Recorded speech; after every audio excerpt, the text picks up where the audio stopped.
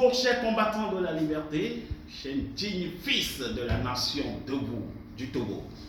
Ah oui, la campagne a commencé évidemment et je viens de suivre un premier discours, un discours officiel de lancement de la campagne de notre cher président Faure Gnassingbé et Sorzina. Et dans ce discours, il se dit choqué, oui. Faure Gnassingbé se dit choqué, mais vraiment choqué par deux choses. D'abord, parce que on a remis le drapeau togolais à notre candidat, à notre champion, à notre héros national, Apéomé Koto, dans l'église. Ben, je ne vois rien de choquant dans cette histoire. Mais puisque Faure trouve ça de choquant, je veux juste lui rappeler que ce qui est de choquant, c'est de fouler au pied le drapeau togolais.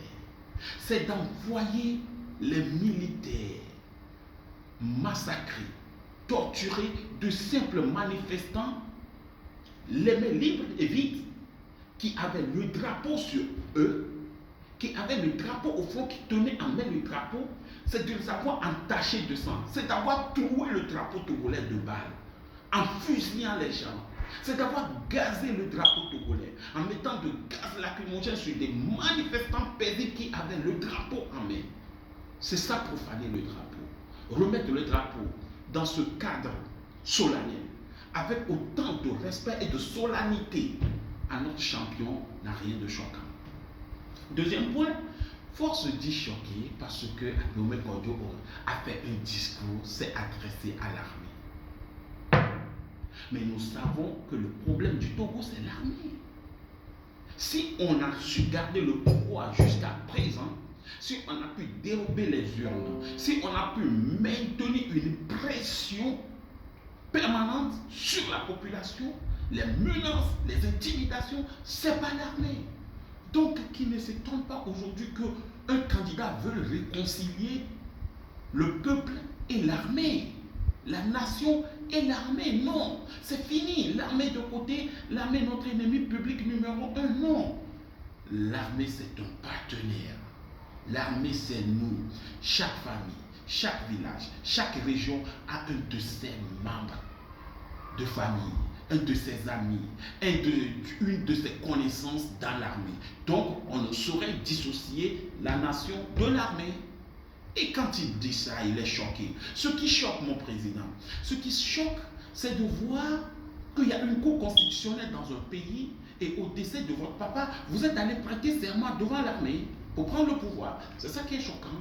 Ce qui choque, c'est de voir qu'on a introduit l'armée dans le Parlement pour massacrer les gens, l'armée pour rentrer au temps du Haut Conseil de la République pour massacrer les gens.